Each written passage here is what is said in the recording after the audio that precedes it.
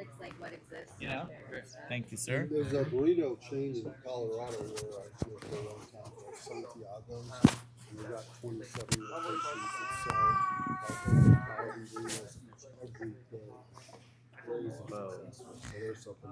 I've got a friend too that does churros, and he Those aren't healthy. no, Just joking. they are not, but they're good. I don't think so. And he started it's called San Diablo Churros, and he does events mostly, but he just productized like bite size and packaged them. And he just got in a bunch of stores. I don't know, like there's a way, but there's some stores that are more willing to try local stuff first, like Harmon's. Harmon's up on 800 North is one of the coolest grocery stores because they are willing to try products that no one else is willing to put in the store. It's actually really cool. So some stores are like that. Days Market, they're totally willing to experiment with local stuff. So that's where I would start. Talking to stores. Just get a few bags made and just say, hey, I'm experimenting with this. Could I do a sample day in your store? Whoa, Put 20 bags all the time. I could make 20 bags of burritos. Exactly. Make them at home That's what I'm saying. and just get them. You might need to have them. You could do them in our kitchen. Like you might have to say they were prepared in a food kitchen. You made it at my home. Yeah. That'll be a killer. But honestly, like Rachel does sample days all the time, like probably a couple times a week, and Alex does them. Like those two are a wealth of knowledge, way more than me. I just hear their stories and I think that's so cool. Cause it's seriously so cool. Yeah. Like it's cool to see brands pick it up and just start going. Like what she's doing. She's doing this. She's trying to do the same thing. What are you Yes. trying to do? I'm making. Look at what she's got. Yeah. I make this. It's called Not Guilty. Do you like?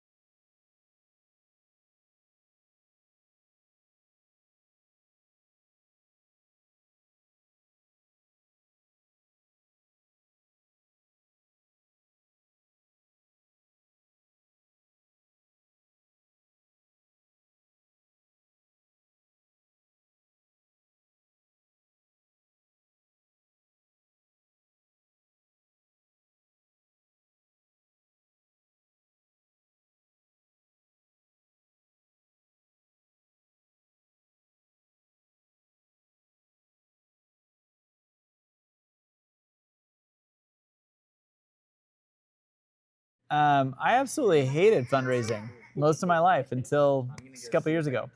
How many of you have raised money before for your business? Not He for has. my If you're trying to business, talk but to I've Ice he's fundraised actually out there. You never raised? Never had to raise funds. Alex. Successful the first day. For other Hold businesses. You didn't raise money for any of your apartment or hotels? No. Kind of. They were seller financed, all of them? Yeah. Wow. That's amazing. Thank you. That's some serious negotiation. Thank you. Yeah, Okay. My husband is really good with rates. You should get into real estate. my husband's really good at real estate. Like if you're attracting just seller financing people, like Yeah. that's the way to go. Yeah. Well, it's yeah. Well, so let's talk about the options. Like, what are the options of raising money? Like, why do you need to raise money? First of all, let's start there. Money loves speed, speed loves money. Ooh, Oh, I like it. fair. Yeah. I'm gonna That's write it. that down. I think that's the simple principle, but It's a very true principle. I mean, money loves speed. So explain that. if you have more money, there's more opportunities, more freedom. There's no argument about that. But with that and a true blueprint, then your dreams can come true a lot sooner than they could without money. So Agreed. I also live by the mantra: you have to spend money to make money. You do have to spend money to make money, no doubt about it. But there's also another principle of OPM, other people's money is a lot greater than using your own money. I put this much money into this. Yeah, I know. People like you make me sick. And yet you make me sick because I'm jealous. I'm one of the idiots that bootstraps everything I've ever done. And I don't know why I always do that, but it's just something I feel like I have to do.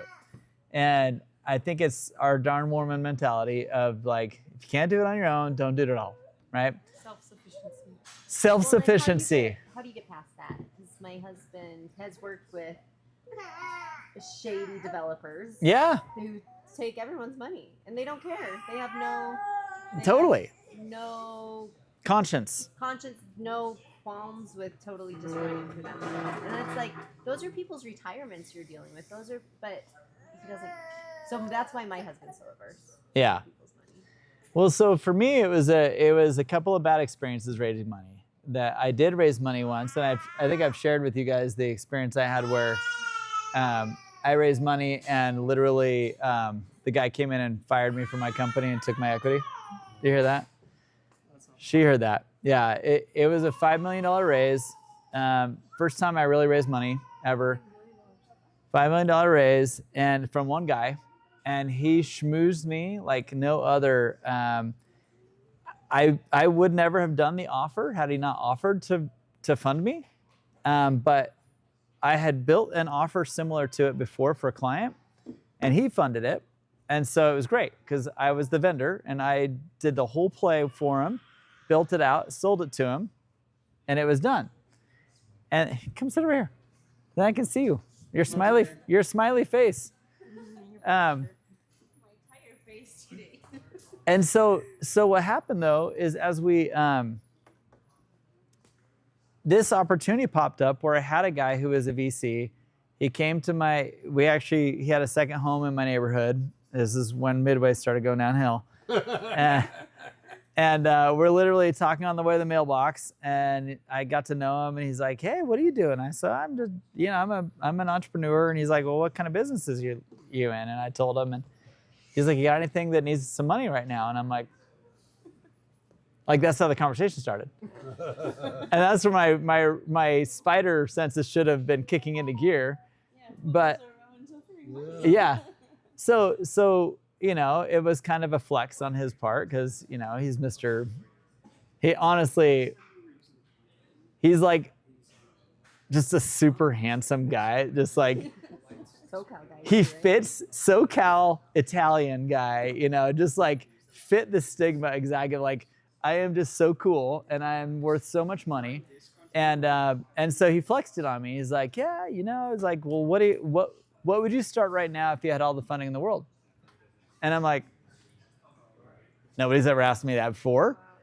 And I was like, well, I just sold a company. I built a company for a client and sold it to them in 7 months. And he's like, really? What was it? And I told him it was these medical pendants for old people. I've fallen and I can't get up. Those things. And he's like, no way. So I explained the model to him. He's like, you could run that? I'm like, I built it and sold it in 7 months. And he's like, okay. Next thing I know, I'm on a plane to Southern California, and I'm talking to his partners at his man cave because he had like this, like it was the coolest man cave I've ever been to. And I've been to a lot of really cool homes, like with my previous company. And this was a man cave in Laguna, a private little cove in Laguna that only this one condo complex had access to the whole cove. Otherwise, you had to like surf around and come into it. He gutted the walls, took out all the exterior walls. He's on the second floor and turned it all into glass windows. Steel beam and just glass windows, corner to corner. And I'm just like, dude, this guy's got to be the coolest guy I've ever met. And I was so enthralled with just him, his cool cars, the house, everything. And he's like, okay, Todd, I'll tell you what. I'll commit $5 million. We'll build this out. How big do you think we can build it? I built a pro forma. I show him the pro forma. We're making like hundreds of $1 millions in 3 years, right? Like it honestly was a no-brainer because we were going to build our own product, our own monitoring center, the whole thing. I go and do the whole operations, built the entire call center out, all the computers, got everything set up, had a CTO that was developing our own custom CRM. And then a week before launch, he comes in with a receipt from Costco and says, hey, so excited, we're ready to launch next week. I think, it sounds like everything's ready, it's good to go. And he's like, but I noticed on this receipt that you had, I don't know, you went to Costco, bought some office supplies, it looks like. And he's like, but then I see like a pizza and I see some chocolate. And I'm like, yeah. It was like, what's that all about? I'm like, culture? And he's like, I don't think you understand, Todd. I went in on this deal with you because I thought I could trust you with my money. And he's like, you're fired. Oh my God. And I'm like, how do you fire me? I'm like 70% owner of this company. And he's like, oh, you didn't read your equity agreement.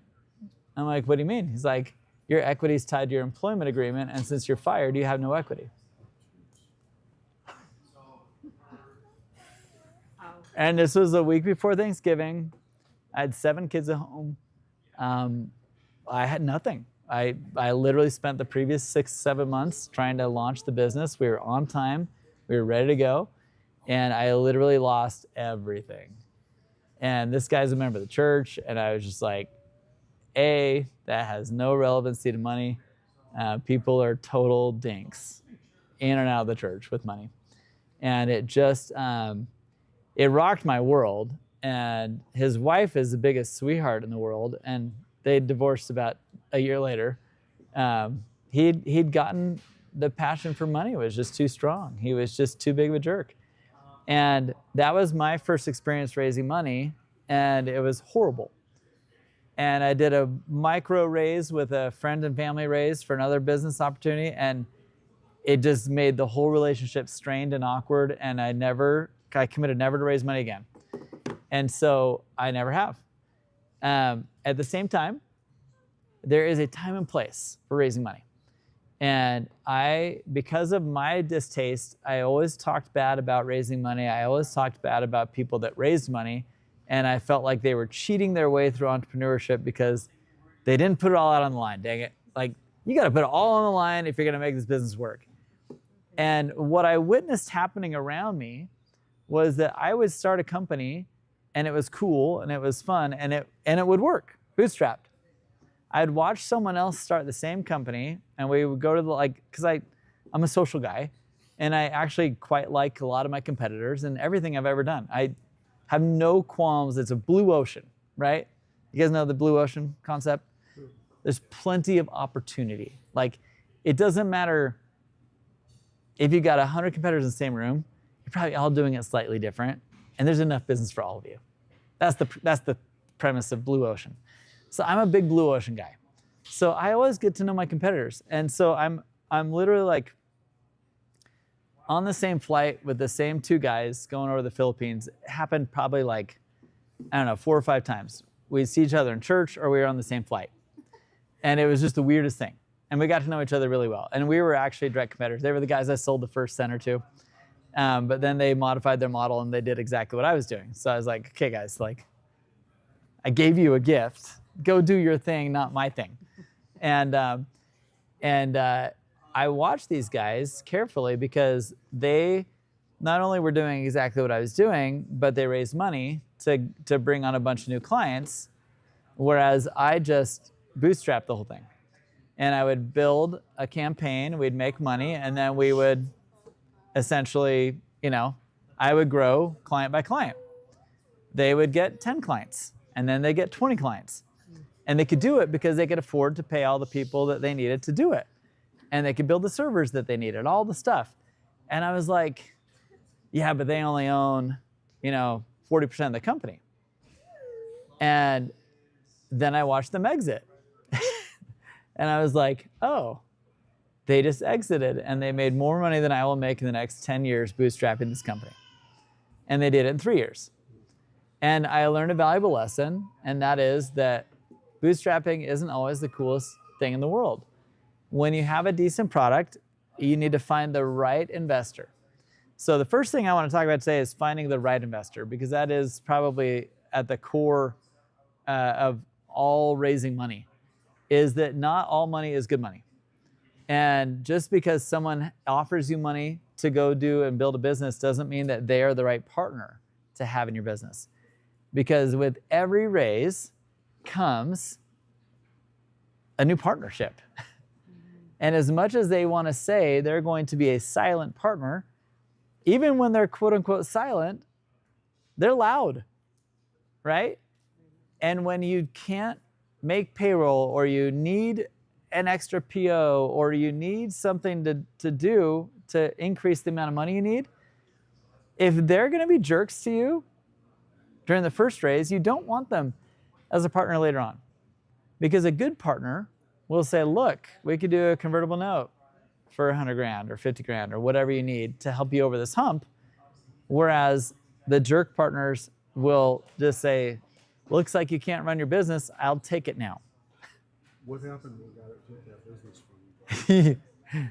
It was actually really funny because the guy that screwed me was my CTO. He had been talking behind my back to the investor saying, I know the entire business. Todd's not doing it right. Blah, blah, blah, blah, blah, blah. He didn't know jack.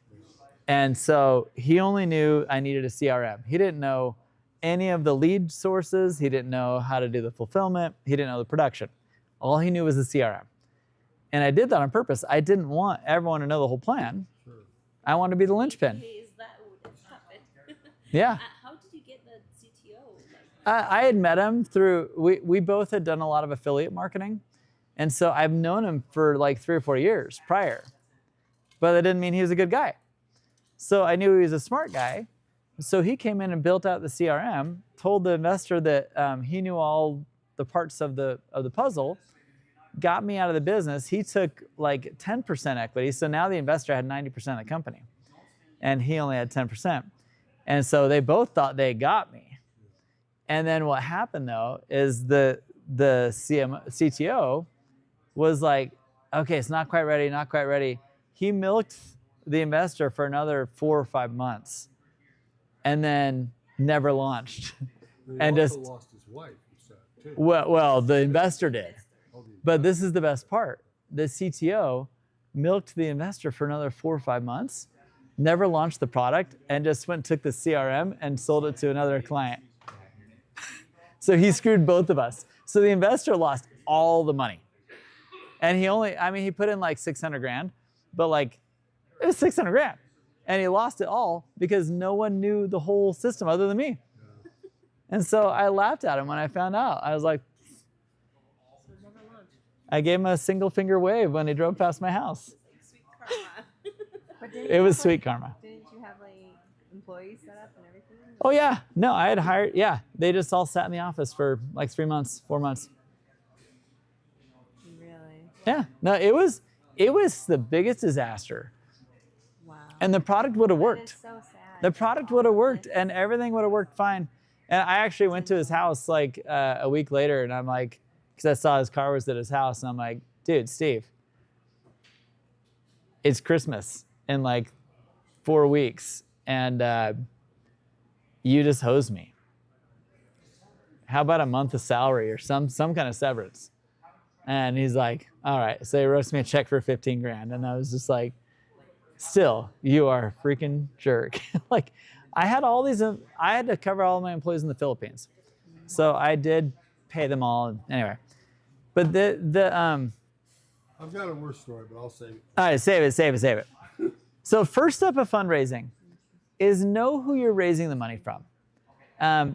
There are lots of good investors. There are lots of good people with lots of money who are actually, the reason they call them angel investors is because most angels and early seed stage investors are people that have been there and done it. I think that is one of the coolest parts of angel and seed fund investors. You get into Series A funding, which is the next tier of fundraise, and that's where it gets a little crazy because most of the people in Series A and beyond are private equity. It's called private equity investors. These people are just sharks. And all they want is returns for their entire fund. Their investor pool has given them $1 billion to manage. And if they don't show profitability, they get fired. And so they do everything they can to just give you money, barely enough, and then squeeze you. And they squeeze you and they break you. And a lot of companies fail from private equity trying to make the impossible happen with not enough money. And that's how private equity is looked at from an entrepreneurial standpoint. Now, some private equity is great. Not very many. Like it really is, they are really creeps. And none of them have ever been founders, mostly. Yeah. What would be the 5 or 3 biggest red flags when it comes to fundraising with investors? Yeah. From my personal experience, I like an investor who has been an entrepreneur. And there are some guys who run really big funds, like Tandem, for example. He built a company and sold it for $1 billion, and he's got and he has a really cool fund. In fact, they were the investors for Spot, and the reason that they like, the reason I like them is they're literally, hey, we've got a whole accelerator. We have an office, a big office. Come work out of our accelerator, and we're going to do sales training. We're going to do. And they literally have an environment that fosters growth. And so I love their model. But they're seed and Series A. So they're kind of like that. They're the anomaly that they love the act of growing businesses. And so they're really a healthy partner to have. The people that worry me the most are the ones that say they're silent investors and all they want to do is just give you some money and see you grow because I'm a nice guy. And those guys scare me the most. I would almost always take money from someone that says, hey, you know what? I'm actually really interested in your business and I think it'd be so cool to help you because I've got this relationship, I've got this introduction I can make, I've got a group of nurseries that we already own. You know what I mean? Like, they're aligned with where you're going already. And those are good investors to find. But with angel fund and early seed fund, you can find a lot of really great people. Because the biggest hang up you're ever going to get with an early investor is they will take advantage of your equity. Meaning, give you an extremely low valuation or where they actually will control your company.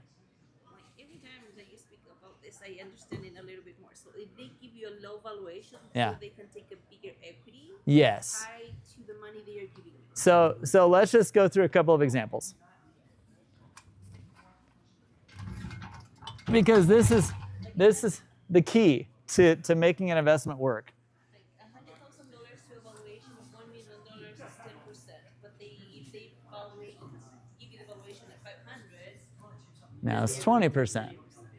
Yeah, that's it. No, that's what I was just gonna draw. I mean, I want to see it. okay, yep. John? So, let's say you want to raise $100,000. There's a back one. There's a garbage? I'll figure it out. Okay, so.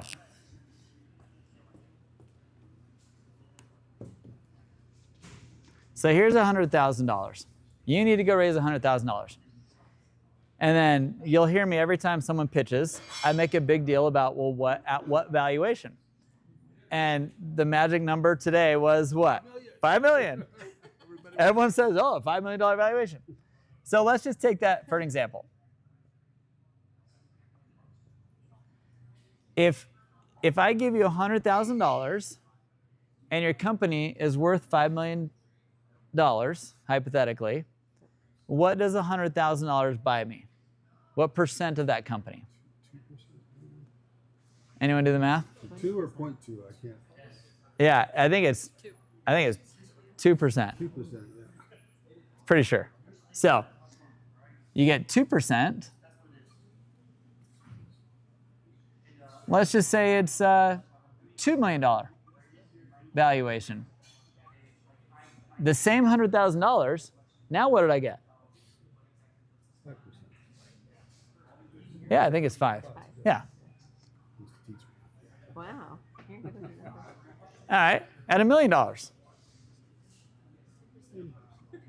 the easiest. Yeah, right. I should have started there. Yeah. Right? I did the math backwards. All right. So, for the same $100,000, I bought 2%, 5%, or 10% of your company. Now, let's say the business sells 3 years later, and it sells for $50 million. Now, in this scenario, how much did I make? What's 2% of $50 million? Well, should we start at the bottom? 1 million. 2%? Yeah, I think 1 million. 1 million. Yeah, 1 million. Million for the top one. So $1 million. On the second one, at 5%? Is that 10? 2.5 No. million. No, that's. 5%. Is anyone doing a calculator? All right. 5 times 50 is It's 250,000. We're selling it for what? No, it's 2.5 million. 2.5? Yeah. Of 2 million? 5% of 50 million. Oh, 5%. That is 2.5 million. That's 2.5 million. Oh, okay. Sorry, guys. Yeah. We're not asking her for numbers again. All right. Then 10% is 5 million, right? Right. So, as an investor, how important is it, this valuation number? Because I'm either getting a return of 1 million, 2.5, or 5 million. That's the difference in evaluation, right? Absolutely. So all these kids come in and pitch me every Wednesday, and they say, yeah, what's your valuation? 5 million. Oh, really? Tell me how you got to that number. And honestly, the guy that had the best pitch today, It was numbers. somebody else already invested at a $5 million valuation. So it's like you can't change it.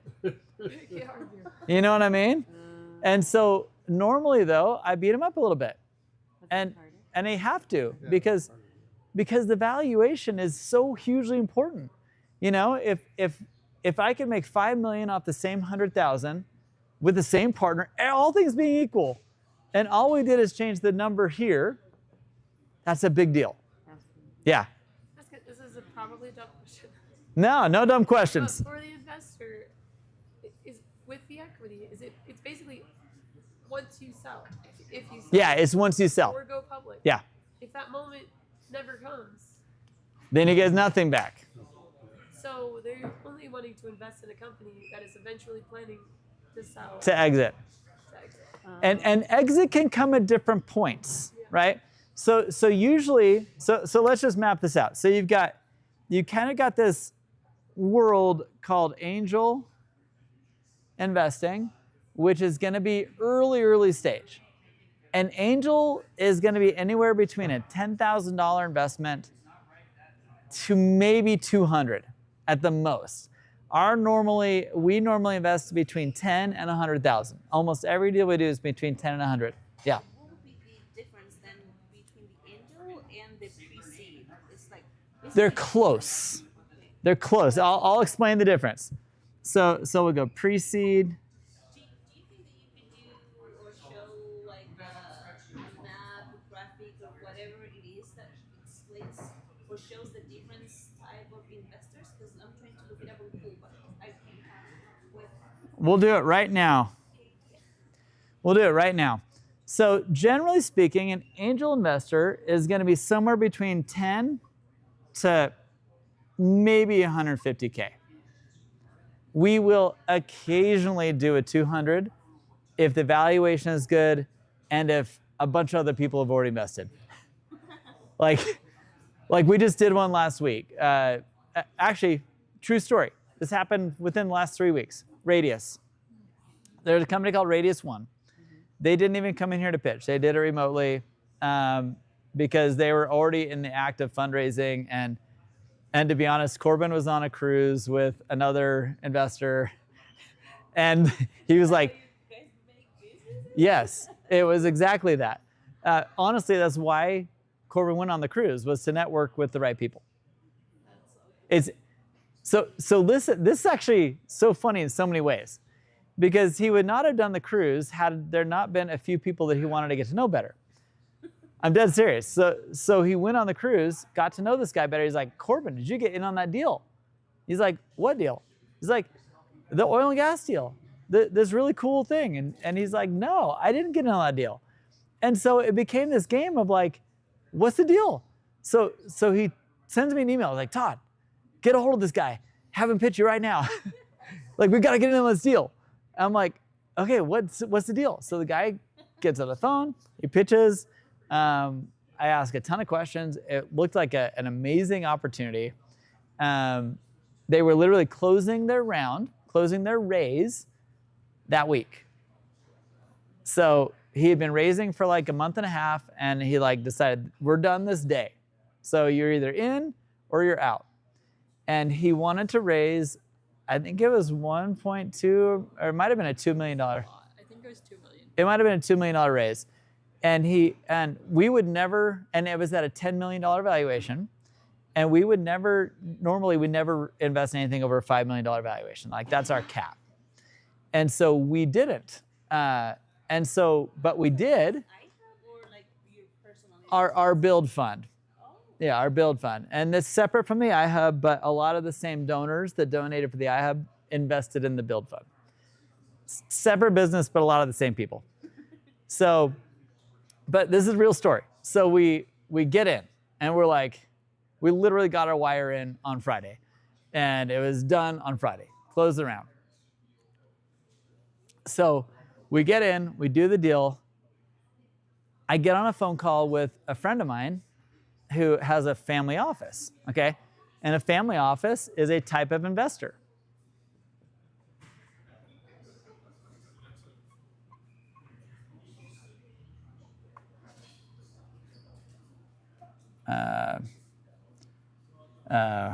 Private equity.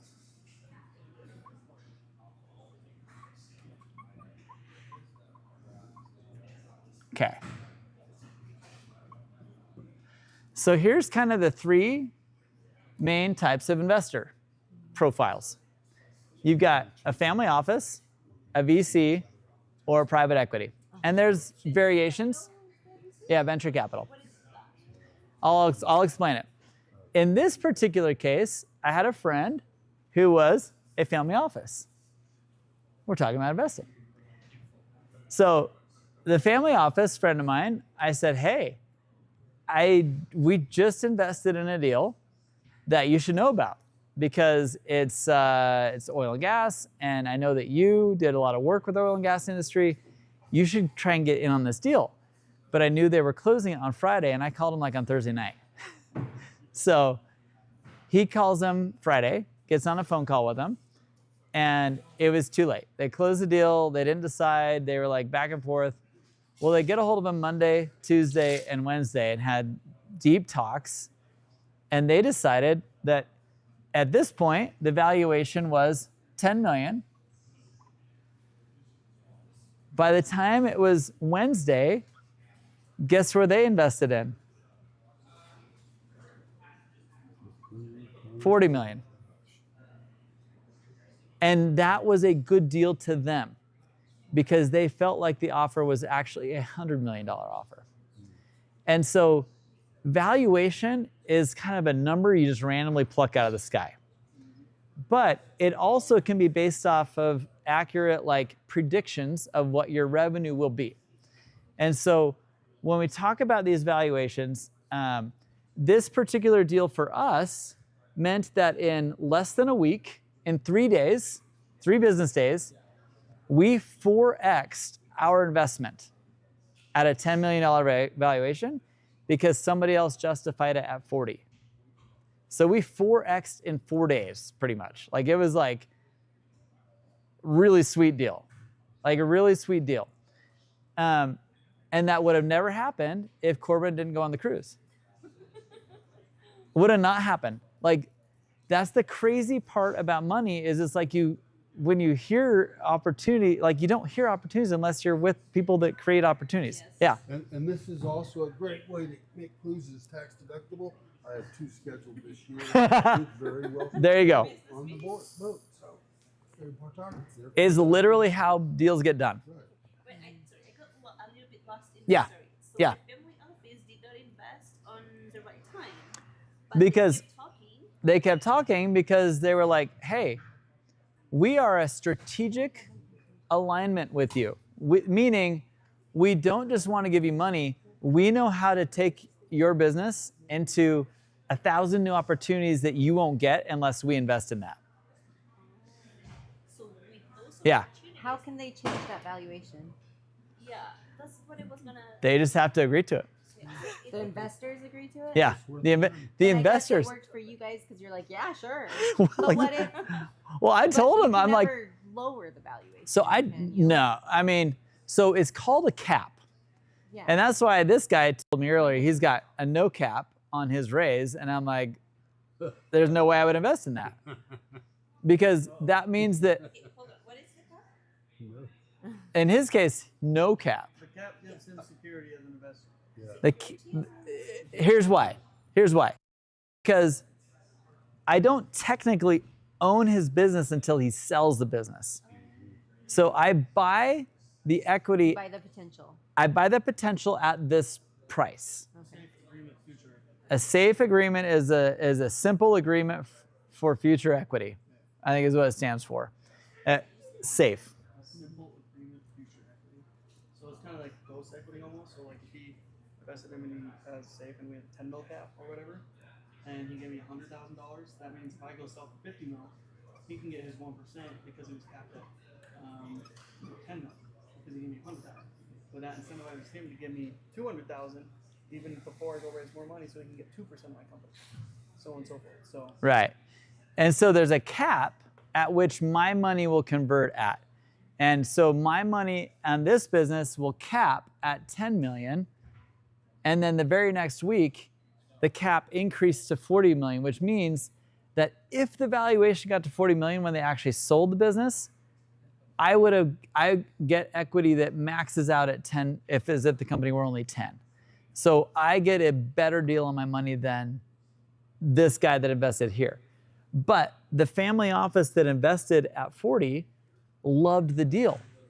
And they knew that they could take that business and plug them into their network of clients that they could easily get to. In fact, they felt like afterwards they could get it to 100 million. And so for them, it was a good deal at 40. For us, it was an amazing deal, right? And so that's where money is funny and pitching is funny, because pitching literally is just a game. And most people that are pitching, it's just a game of like, do you believe that I'm worth 20 million? Or do you believe I'm worth 2?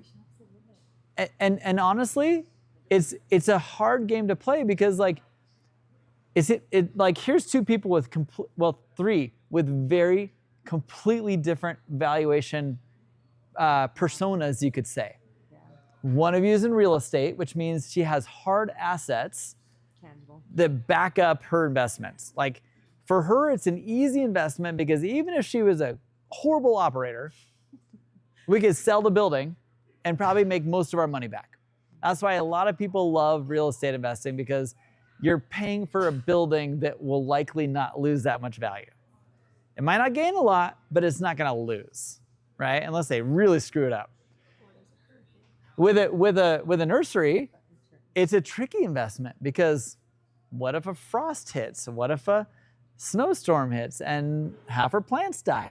The reason that our world is run by the commercialization of agriculture, because it's so Yeah. high risk. We're trying to eliminate. We spray everything with chemicals. We're trying to Yep. eliminate all. The risk. But the cost to society is great. Which I is- totally agree with you. So I have a question I would like to get to, which is like, are there different types of like, is there like eco investors Yes. out there? Yes. Yeah, let's get there. So let's keep talking about these personas of investor. And then is Carter's the Yeah, Carter's is like the all highest returns, but the highest most return potential, but also the highest risk, because it's like, dude, there could be an update on the chip manufacturing that makes it impossible to process, and now all of a sudden this whole business is kind of dead. I just gotta convince them that I'm the greatest and I'm ahead of the game. Yeah. So how much of the value is based on the person versus the product? Oh my gosh. And what about guys with tattoos? Do you do that? Ah. Or how about nose rings or gauges? If he stamped his valuation on his wrist, I would believe him. Well, that's what Corbin was talking about. You once you walk in the room, you've established your value. Right. So this is a funny conversation. We can go all over the place with this, but let's finish this conversation real quick. This is kind of the escalation of fundraising, right? So an early stage is angels, and angels truly are angelic sometimes. Like literally, the thesis or the reason why this fund exists, like the Build Fund, the reason why it existed was Corbin and Todd Peterson, the owner of Vivint. They got together and said, how can we help as many small businesses in Utah County as we can? That was literally their whole premise, was like, how do we help as many people as we can? And so they both threw in a bunch of money, and they got 6 or 7 other guys that threw in some money, and they have a $10 million fund to go play with. And my job is now I'm the managing partner of that fund. And so I have to review all the pitches and say, I feel like this one's safe. I feel like this one's good. I feel like we're gonna get our money back. So we're not stupid with the investment, but we also know that like we want people to have an opportunity that may never get an opportunity elsewhere, but it has to make sense, you know? And so, yeah. I feel that I have had some very difficult days, and I want to apply for the investment because that is my only opportunity. Right. And everywhere that I've been, it's like you can't because you have no money. And you guys doing that means like the world, because people like us that have good ideas and want to put the word in. Right. It's just like awesome. So sorry. Well, thank you. And that's why the iHub exists. Like the iHub is a foundation to help people incubate ideas that would never get the advice or input or mentorship without paying a huge amount of money to get it. And that's the whole purpose of this place, is to do that. And so this is why we have an angel fund. We want to provide the opportunity. Now, All In Ventures upstairs from us, All In Ventures is this type of company. They're a pre-seed. And their whole focus is $200K to, let's call it 1 million. And sometimes they go a little bit more, but usually they cap out at $1 million. And so All In Ventures' whole thesis is they love AI companies, and that's all they invest in are AI companies. They love tech. They are all tech founders. They have all the partners in that fund have had an exit in technology, and so they know it, and that's all they invest in. They don't want to invest in hey. That was us. You guys. That was us when we were dating. Oh, it's so cute. Yeah, she's pretty awesome. So the pre-seed is a great, like we love to partner with pre-seed funds, because where we will cap out at $100,000, we can tell All In Ventures, hey, this is a really cool company. They're looking for 300, 400K. We can only go in on 100, but you should get in on this. And they do the same with us. The CEO of Neuronova, actually, before he started Neuronova, raised money to build All In Ventures. And so All In Ventures is Investors is the name. yeah, All In Ventures, OLLIN, All In Ventures. And so, but their thesis is very specific, only AI companies. There are people that build funds with the thesis of holistic health and nutrition, and that's all they invest in. and they're really good at it. They know everybody that plays in it. They've all had exits in that thing. Like Alex didn't even come to us to raise money yet. I think he's going to. But Alex is going to very specific strategic investors to get him into more food distribution. He builds delicious, ice creamy, yummy protein ice cream bars. They're really yummy. And he's looking for a very strategic investor that can not only give him some money to expand, but also to plug him into their network, right? So it's you can't just take money from anybody, because every one of these people, angels and pre-seeds especially, have very specific buying markets that they want to buy, that they want to invest in, because they don't want to invest in something they don't understand. That's just kind of stupid. And so the next stage is the seed fund. And seed is generally going to be somewhere between $500K to probably more like a 4 or 5 million. And so it kind of goes up, and they all overlap a little bit. And then it just continues to go up. I know someone that did a Series A recently, and it was like a $30 million raise. I also know someone that did a Series A for $3 million. And it's a weird kind of stage, the Series A. But this is where you start to get into these people and a little bit of these, like it's kind of so family offices are generally involved in, like, a family office is usually someone that had a big exit. Like Corbin has a family office. Clint Argyle has a family office. They will invest these micro investments in people that they believe in. Give them a chance to see if it works. Now, Corbin told us that he invests only like in 6 businesses a year. Probably, yeah. Yeah, that's about right. And so Corbin will also never invest in an opportunity that he doesn't send them to the build fund first. So he doesn't want that conflict of interest where he's cherry picking. And so he makes sure that we vet the business before we invest. And if we invest, sometimes he will invest. With his family office.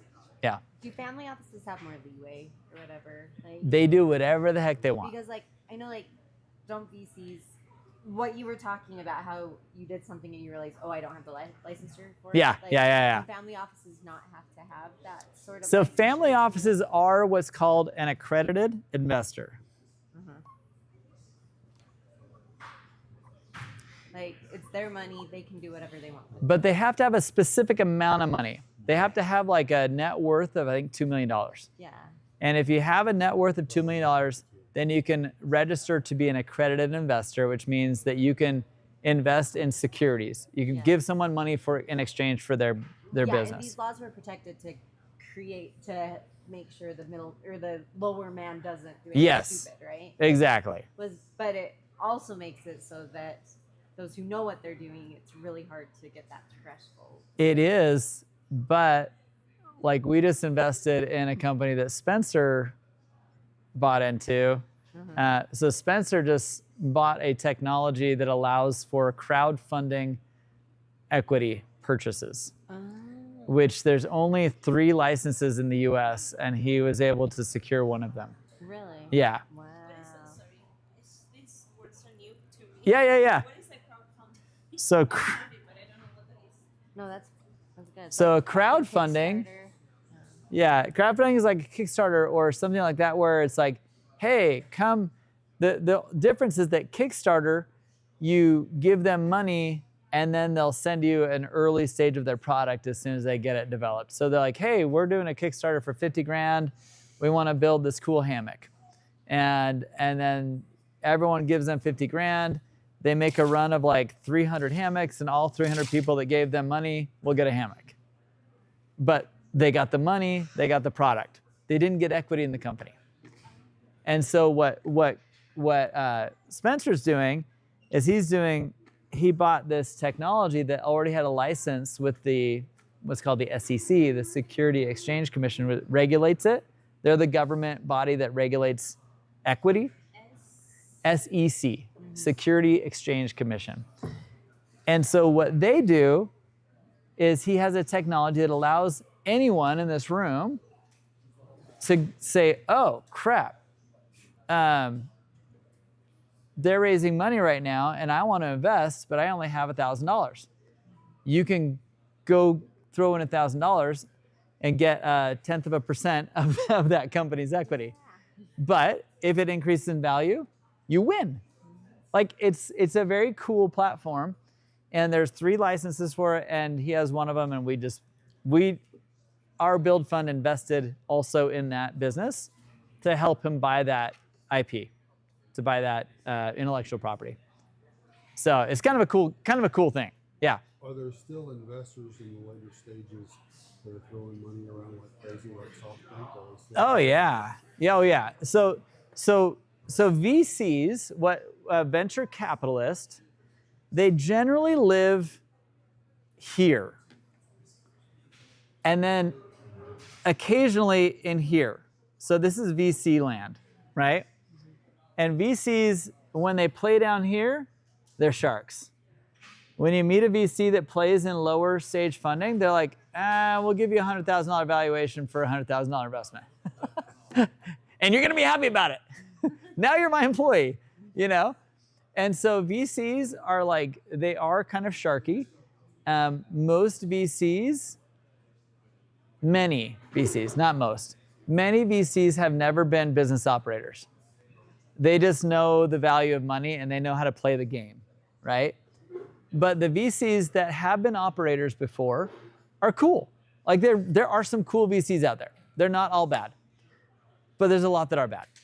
But the ones that aren't bad, they're great.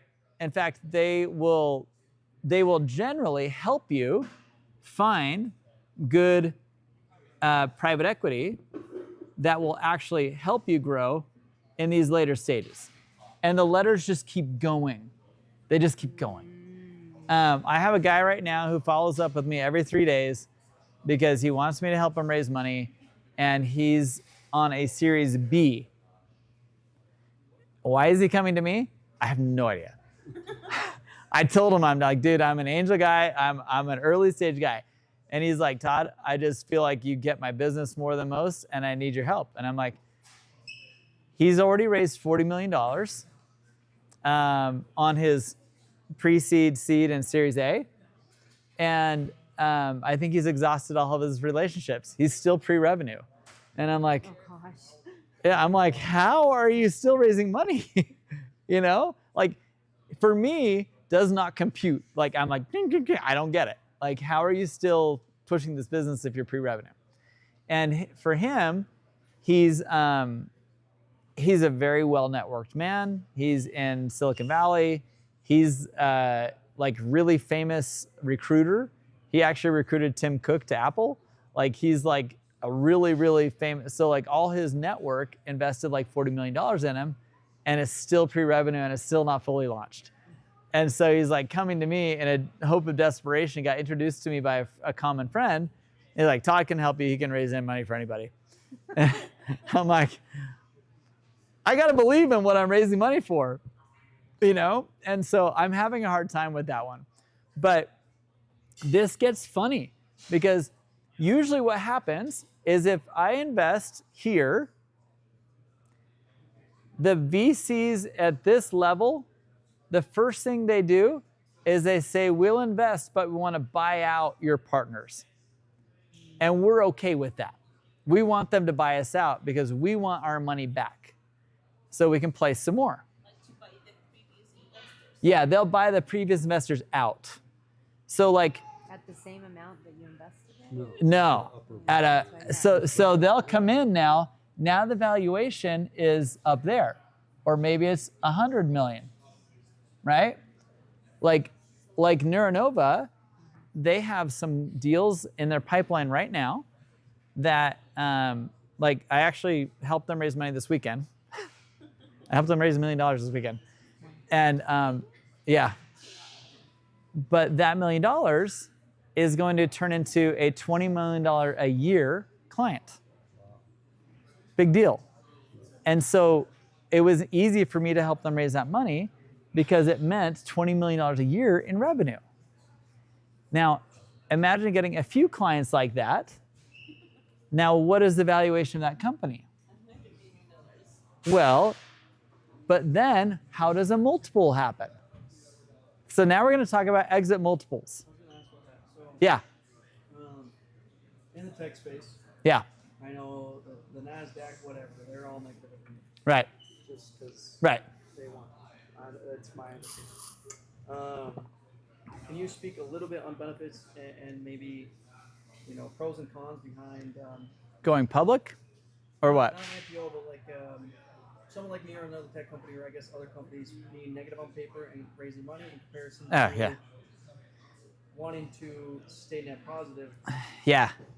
So every single month. Because like in my position, I don't need to raise money, but then it's like, I'm sure there's another dude with the same business model who could go raise $1 billion. So here's the funny part about this stage right here. From seed to series whatever, every person that puts money in wants you to spend it as fast as possible and exhaust all your money so that you need to do the next raise because they just want to throw everything at the wall and they want to say, look at this. We invested and now look at them. They did 3 million in revenue or 10 million in revenue. They're like, it's because we gave them money. You guys give them more money and it's going to be awesome. Their valuation went from here to here. Well, what did they just do? They just doubled their money by having them spend all their money getting clients at a loss. I guess to my point, this will be a later question, but like, Yeah. do you think people in my shoes really should be raising money, or should just keep exhausting and being net positive? Dude, it's all personal preference. Oh crap! That's the last thing I wanted to hear. Well, you missed part of the earlier conversation. Okay. So here's the thing. Like, I'll go back just for a minute because how much do you really need? Like, it goes back to that. We don't even need anything. Then don't raise money. Like, if you're going to hit the number you need for you, no reason to raise money. Or sell it to someone else that wants to run it and go do whatever they want with it. But how does valuations work with raising money? Okay. In terms of like, let's just say for example, I wanted to exit at 50. Like that's where Yeah. I'm just gonna be steady. And So everything wins. that's exactly where we're going with multiples. So let's talk multiples for a second. Because multiples are an interesting thing. Pray. So look, we're going to talk multiples because this is a really interesting game because there's a multiple means that there's a revenue number called gross revenue, and then there's EBITDA, and there's several different numbers that there's net, there's lots of ways to build a quote unquote valuation. And every investor is going to look at it with a different number and a different formula. Sometimes they'll look at it the same way, sometimes they won't. Like honestly, like everyone's got their own like mentality. I don't really care about EBITDA. I only care about this. And I only care. Like everyone's different. So you never know what to expect. But what happens is there's a multiple, which means if you're doing, say, $10 million in revenue, and let's just say 10 million. So you're doing 10 million in revenue, and you are a service, a product, or a technology, or some kind of MRR or ARR, annual recurring revenue. Here's what's going to happen with $10 million in whatever that magic number is. It could be gross revenue, could be EBITDA, could be net revenue, depending on the person. But let's just say it's 10 million, whatever that number is. A service company is going to get a valuation that says, okay, your business is worth 1 to 2.5 maybe of your number here. So let's just say 1 to 2.5x, which means if I did $10 million in revenue, you could buy me for 10 million or 22. Yeah. Annual revenue? It could be, yeah, annual. It's always an annual number. Yeah. The 2 million is not the valuation, it's the revenue. That's the revenue. So per year. So what they're going to say is, oh, you did 10 million in revenue. I'm going to buy you at 10 million. I'm going to give you 1 year's worth of revenue to give me your business. That's how service businesses work. Between 1 and 2x, whatever that number is that I choose. Now, a product business is different because products they're a little bit of a guessing game, because you could have a Transformer or a Cabbage Patch Kid how many of you have a Cabbage Patch Kid now? 0. Okay, you might. I could see her still having a Cabbage Patch Kid. She probably goes to bed with it every night and combs its hair. So Cabbage Patch Kids were a hit for like 2 years, right? It was a product, but they did mass sales, and somebody bought Cabbage Patch for a multiple on a product is generally going to be somewhere between 2 and 5x revenue, or whatever that number is. So if you did 10 million in sales, you might get 50 million in exchange for that business, or 20 million at worst case scenario. So product businesses can be really good, right? Now, a tech company is a guessing game, and we're going to loop this into ARR because it's kind of the same thing. ARR is what is the lifetime value, LTV, which is lifetime value of that client. So we talked a little bit about summer sales guys. Yeah. Like pest control has a specific number of months that they can bet that client is going to stay on board. And I think in pest control, it's like 30 months. It might be 36 months. That's why Vivint is so expensive. Yes. 8 years. So Vivint is like 8 years. They can bet the average client stays on, the lifetime value is 8 years. Starbucks LTV is 15 grand. Is how much? 15,000. 15,000? For what? So if you buy one drink from Starbucks, to them on average you're worth 15,000. Wow. That's crazy. That's crazy. Wow. Yeah, that's crazy. No, like, that's So LTV, or lifetime value, is what determines this. So here's where it gets crazy, right? And this is where technology companies are crazy, because it might be 5x, it might be 60x, which Vivint is what? 96x. Well, 96x monthly. So anyway, they get insane. They get insane valuations. So this is why tech companies are so intriguing, because it might, a $10 million investment might be, let's just say, 20x. That's a $200 million exit on 10 million of revenue. Hello, that's life-changing, you know? And so this is the fun of these valuations. This is the fun of, like, which company do you want to start? Well, you could do a service company. This is what the conversation I've had with your husband is like, do you want to go and lead an exercise program or a quick fitness program for a company, or do you want to record it or do some kind of digital version of it that you can sell a subscription to? It's an entirely different valuation. You're going to get an entirely different return on that later than you would if you would just do service, right? So that's the crazy part about investing, right? Is that you play this game of, like, you're dealing with fun family offices that are like super, like, they may do anything for you because they just like you. They're just going to give you money and say, dude, go start this thing. This is going to be really cool. And then you get up here and it's like, dude, show me the money. Show me the numbers. Show me how it's going to work. I need to win. And if I don't win, we're both screwed. And they're jerks. And they've never been there. And they've never started that thing. They've never done that thing. These people are generally pretty smart because they're dealing with mass quantities of money, and they're dealing with $1 billion at a time, as opposed to, say, 30 to 100 million, right? It's a totally different game. But these guys go in here and they're like, it's constantly churning. They don't want to buy anything for more than 3 years. and they'll buy it for 3 years, and then they want to dump it. They want it. Life out of it. Yeah, they squeeze the life out of it, and then they sell it to the next guy.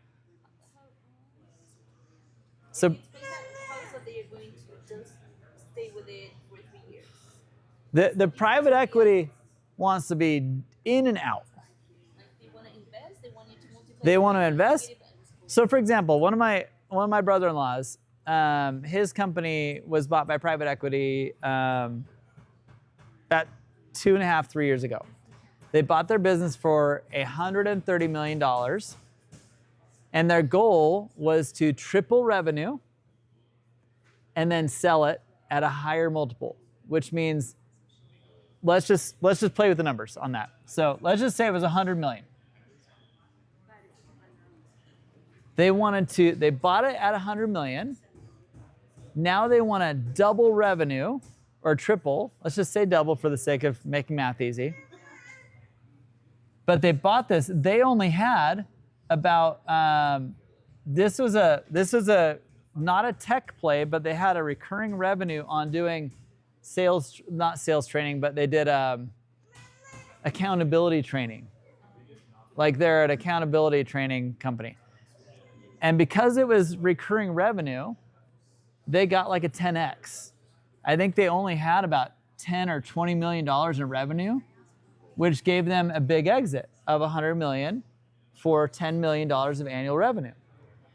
Well, the company bought them with the intention to get them to 50 or 60 million. I think they want to increase it to that, and then they could sell that at 600 million. So they just made 500 million for increasing sales from 10 to 60. And so that's why private equity plays that game. They're like, oh. And this private equity group, all they do is buy training companies. So they're really good at that. They can buy them at 10 million in revenue, and they know they can get them to 30, 40, 50 million in revenue. And if they can do that, now the valuation just went, bam, they 6x their money. Yeah. Where does a company like Bain Capital fit into all They do all sorts of stuff because they're so big.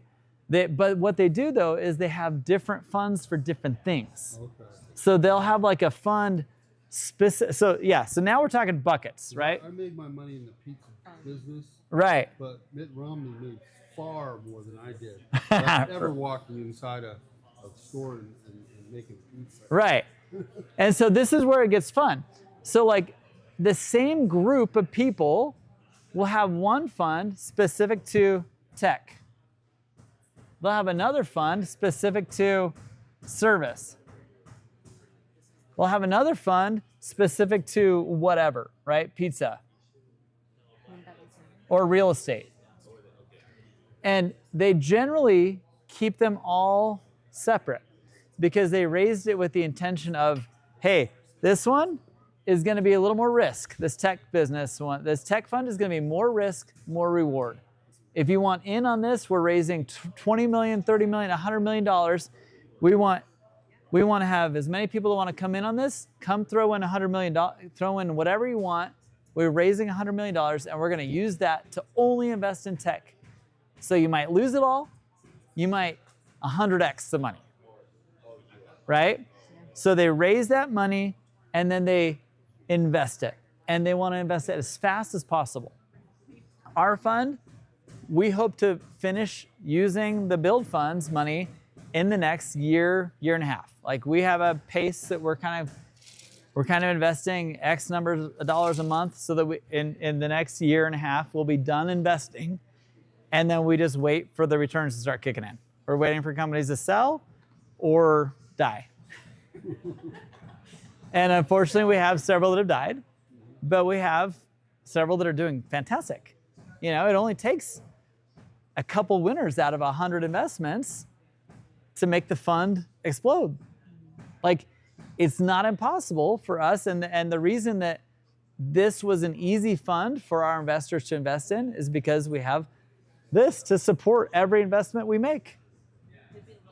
No other fund, the people, the mentors, this class is a value add to our investments. So when Todd is in the house, I wear two hats. One, I'm an iHub mentor who just wants to help. The other one is I am an investor, Todd, and if I don't see the companies that we've invested in down here in these trainings, I get a little pissed off because I know that they need help with this topic, right? And why aren't you here? Why aren't you going and asking Corbin questions? Why aren't you asking? And so I do get mad, and I call them up, and I'm like, why aren't you guys down there? I know you need help with this thing. We're doing the training tomorrow, you know? And so I wear two hats. One, I'm iHub. One, I'm Build Fund. But I am not the same person in each one. I am very different. Like I want our fund to be successful, but at the same time, I want to be so nice and fun and just talk about building businesses, you know? I've seen the difference when you're teaching us and then when we're talking to you about numbers. Yes. Like, how are you going to make this work? How is it going to work? I have to know it's going to work. And so because I have guys like Todd Peterson breathing down my neck, if I make a bad investment, I don't want the big Todd to get mad at me. He's got a hospital wing after him. You know what I mean? Like, I don't want to piss that Todd off. But this is how this all works. You know what I mean? And so I hope this like kind of helps. And I wrote these two things up here because Carter was talking about a safe, and it's a similar thing. These are just different vehicles to invest in, meaning if you have a C corporation, so depending on your structure type, a C corporation has shares. And so in this case, you're buying shares at a specific price. If you're an LLC, or a sole proprietor, or any convertible note. So if you're an LLC or a sole proprietor or something simpler, there's not really shares. There kind of is, but there kind of isn't. Like depends on the lawyer. Okay. And so the convertible note just means, hey, we're gonna give you this money with the intention that we own X% of your business. Mm-hmm. Or it's a debt loan where you can pay it back at a certain interest rate. Either way, we're either going to get interest back on our investment or we're going to convert it to ownership of your business. So it's an either or. It's not a both. Yeah. Can I ask 2 questions? Yep. Would plants be a product? Yeah, plants will be a product. Okay. Yeah. And then, so. Yours is unique though, because your plants keep reproducing. Well, they don't do that. They're hardy. They're in pots. True. They don't do that. Yeah, it's quite that easy. They're not propagating, they're germinating. Yes. So, he's like, I know plant roots. Convertible note. Yes. It's interesting to me because, like, I actually don't know that I want, like, my goal isn't necessarily to sell my business. Right. I mean, I guess maybe, like, when I retire. Well, But, like, most investors are, that's not the game. So, is a convertible note another way that, for me, where I'm like, I actually have a big vision for what I'm trying to do. Yeah. Like, this is not a small thing. right. But my goal isn't necessarily selling. So I guess what would be the benefit of having investors versus just getting a loan? Yeah. It's debt or equity. You're either going to pay back a loan or you're going to give away part of your company. Right. So But for if I'm you, planning on selling it, why would an investor want a part of my company? they wouldn't. Right. Okay, that's. Yeah, so you're going to get a convertible note that says, hey, you're going to pay me back interest. Otherwise, I'm taking your company. So, And then I'll decide what I'm doing with your so company. maybe better to sell loan, right? Well, it's always like, it depends on the business, honestly. Like, debt is a whole nother conversation we can talk about. But debt is a funny game because banks are usually the holders of debt notes. Yeah. And banks are a funny creature. Like, banks are weird. When I was in my young 20s, I've shared this story once before, but we went bank shopping. Someone said, you guys should go bank shopping. Because we had a high cash upfront problem with our business. We only collected a 30% deposit, but we would spend like probably 50 to 60% of our entire contract in the first 3 months of our contracts. And they were usually like a 1.5 to 2 year contracts. And so we had to carry a lot of, like we didn't make any money until literally like we were at the very end of our, we had 4 stages of payments. Initial deposit of 30, another deposit of 30 after sheetrock went up, and then another deposit of 30 before we brought in the finished materials, and then 10% at the end. We never made money until the last 10% because we were about a 14 to 17% margin company. Very low margin, high numbers. It was really fun, but super scary.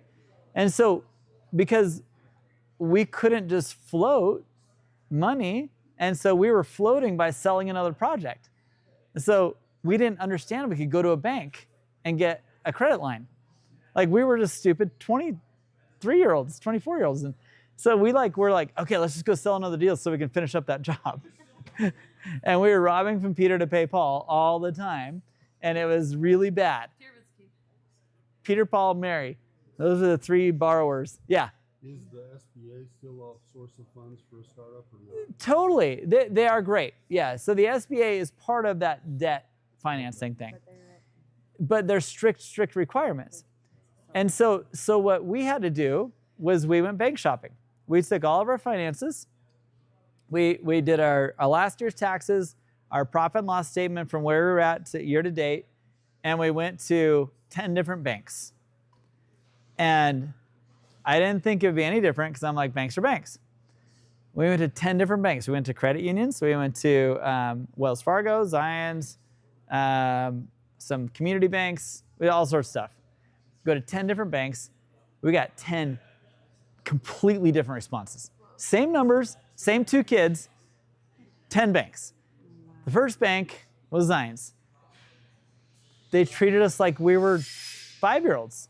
Oh, come back when you can do. And I'm like, how about screw you? I make more than your whole bank floor right now. Like, why are you talking to me like this? And I was just pissed. So I was like, I hate banks. We go to the next bank. How would you like a credit line? And we were looking for a $50,000 credit line. He's like, how would you like a $150,000 credit line? Free checking for all your employees, blah, blah, blah, blah, blah, blah, blah, blah, blah, blah. I was like, I like that. And then we went to another one and we got everything in between. And we were like, holy smokes, who'd have thought that every bank could be so different? And it all depended on the banker and the bank manager. Like every bank, even if they're all Wells Fargo's, we ended up going with Wells Fargo in Park City, not the Wells Fargo in Heber. Totally different personas. Like the bank in Park City was like, we love big subcontractors. We love to help subcontractors, and they loved us. And they loved our model, they loved our business, they loved our numbers. They were like, we felt like we were on cloud 9. Like we just met the most beautiful woman, and she was rich, and she gave us all her money. And we were like, and the most important thing that they did for us that no other bank would do, if we brought in a $100,000 check, that day they would make it available to us. No other bank would do that. And so we would go collect a deposit, we deposit, we could pull that cash out that day. So it was like money instantly. It was really cool. So every bank does whatever the crap they want. And you just kind of live with the terms unless you go bank shopping. And bank shopping is the greatest gift to small businesses if you have the right personality to say they're all different. Because most small business guys go into one bank, they tell them you're a slacker, and they never go to another bank. So what's really fun with bank shopping, though, is a year or 2 later when you're successful, yeah, now they're lined up at your door. Oh yeah, asking, you need to borrow some money? Totally. It's a fun game, you guys. But this, you guys, I just realized I went 30 minutes over, but this is the fun part of fundraising. It never looks the same for anybody. Like it never looks the same. The process is the same. The deal flow is the same. You have to have a pitch. You have to, like you gotta prepare the same way, but it is never the same experience. And even the same investment group is gonna do it totally different. Our fund does not like direct to consumer anything. Like we are not a direct, we've done it twice and both of them failed, and we're like, we're not gonna do any more direct to consumer. So like know your audience? Know about the fund. Ask a question to the fund. What kind of investments do you do? And then like for your thing, you're gonna find that there's some really cool ag people that made all their money in ag, and they're like, yeah, we totally will invest to build a nursery with you. You know what I mean? Or whatever it is you're looking to raise money for. But they're very specific people, and they're going to be ag guys, and they're going to be like really cool people to you. They're not going to be cool people for him. You know, ag guys are not going to invest in AI technology. And most people that have never done real estate are not likely to go buy a hotel with you. You know, and so just because you get turned down doesn't mean it's a bad business. It just means that they don't understand the business. They're not going to be able to help you. And so we say no now sometimes to businesses that we don't know enough about that. Why would I invest if I don't know how to help you with that? You know, because if you don't invest in something you know how to control or help, it's a stupid investment, right? So that's the, is this helpful? Very helpful. Okay. I could just like eat out of the palm of your hand. Well, My mind is like, Gotta beat my don't wife erase home. yet. go beat your wife home. No erasing. I want to take a picture. Yeah. I hope that was helpful. Yes. It's a funny game because I've always hated it. I hate VC. But here I am, being a VC. All right, Carter, I'm gonna talk to my husband. Let's aim for Friday. Sound good? Later in the afternoon would be best. Yeah, that would be so cool to see what you do for a hotel. Oh well, I guess. Dude, finally. I didn't realize the time was. No, it's all good. I was going, dude. I know you were. The spirit was moving. Yeah. Oh my gosh. This would be amazing. Because like, yeah. Where?